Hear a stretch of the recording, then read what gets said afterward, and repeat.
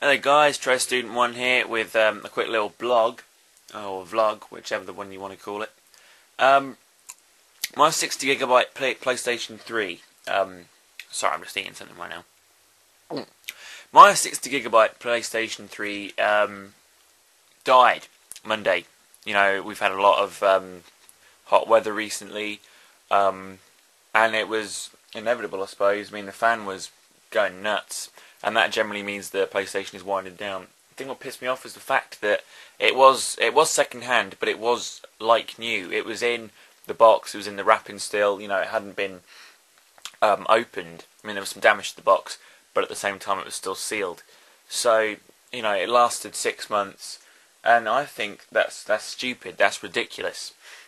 So I went out, bought a new PlayStation Slim, and I regretted it because the main reason I bought my PlayStation 3 was to play my PS2 games, because my PlayStation 2 was getting on. I'd had it for about 8 years at that point, and you know, I thought one day it's just going to conk out and I won't be able to play my PlayStation games anymore, and that'll be a very, very sad day. But the fact is, the PlayStation 2 still works. Checking it today. And that's been in like a cupboard for the past 6 months. Probably no, actually I'll probably say more than that because I've been on the Xbox. Yeah, it's been in a cupboard for a very long time. Let's just say that, and it still works absolutely fine. The thing, I'm going to go through some of the games what I've got right now just to show you, you know, what the PlayStation was all about, the reason why it was such a good console. Because PlayStation 2 had one of the largest ranges of games ever. I think it's probably a world record, the amount of games it had.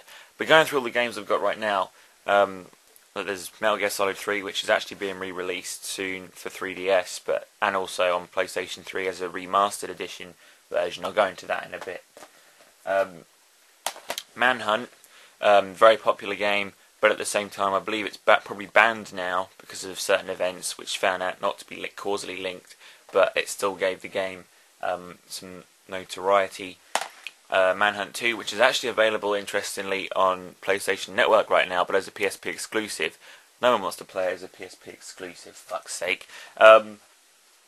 X-Men Legends 2. I doubt this will ever get re-released as a PSP exclusive even.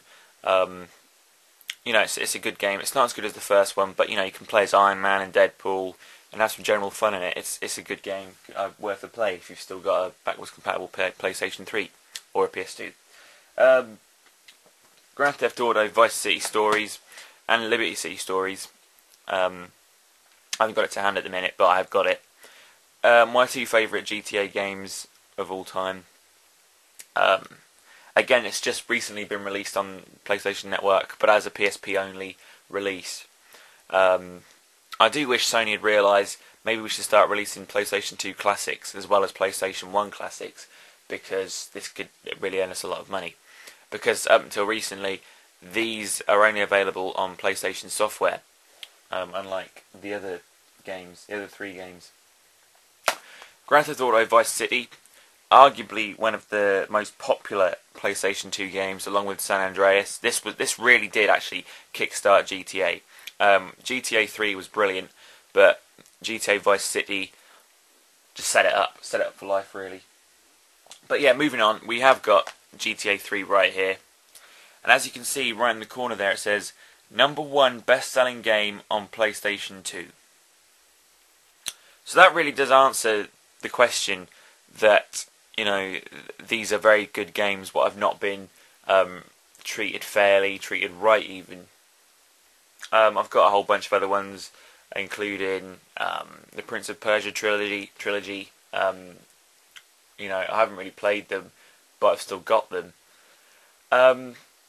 Sony have begun to re-release the classics. Like as I said, Metal Gear Solid is getting a re-release. That really pissed me off because I literally that same day I'd bought the PS1 game online, and I bought Metal Gear Solid 2 and Metal Gear Solid 3, and thought, you know what, I'm going to start playing these. I'm going to find out what it's all about. And then the same day, the HD trilogy is announced.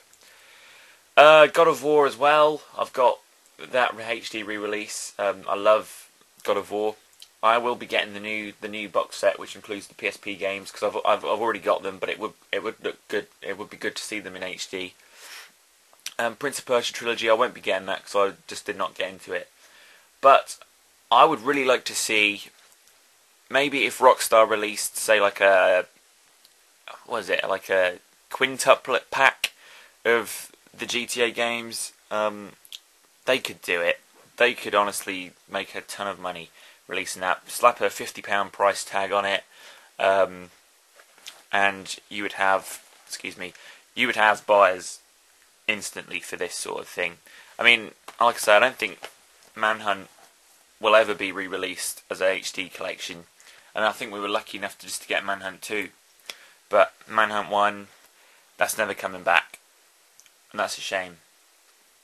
The thing also I just want to talk about, let's just move over here. Look, there's the PlayStation Slim right there. It's only got two USB ports. I really do feel like I've downgraded. I mean, I've even bought a cooling tray for it, so this doesn't happen ever again. But I'm not happy with it. I love it. I think it's brilliant that I was bought it for doing well at university and everything. But at the same time, I feel like I've downgraded. I'm very grateful for it, but it does feel like it's a downgrade from the original system. And just hopefully Sony will release a new... So just imagine this. Sony have patented the Emotion chip, which is what gives backwards compatibility to the earlier consoles. So I'm saying this rather fast because I've got literally a few bars left on my battery for this. And they've patented it, but they're not using it. Which begs the question, what the fuck are they doing with it? A rumour went out that the new PlayStation console, which may be coming out soon, a press release in Japan, translated a certain phrase with PlayStation 2 compatibility, but that later turned out to be false. Translation was wrong. Still no word on it. But imagine this. Imagine you have a small flash drive which doesn't actually have a hard drive on it. You can attach it to your PlayStation. It folds around neatly at the back, and it just looks like an ordinary flash drive, but it has the Emotion chip inside it. Now, I think they could do that. They could find a way to make that happen. And it would allow for PlayStation 2 games to be played, because it's still a huge community. PlayStation 2 has still got a very large community of players, and just imagine something as simple as that as a feature. You could slap, say, 40 quid price tag on it. I would buy it instantly, and I'm pretty sure a lot of people would arrange to have it bought or buy it themselves instantly, because it would just be a huge money maker, and in my eyes it would redeem Sony's recent problems with the PlayStation Network. All these different problems they've had recently. It would redeem them instantly in my eyes. You'd have a very happy Sony fanboy. I mean, I'm never going to say which console's better, because they're both as good as each other, really.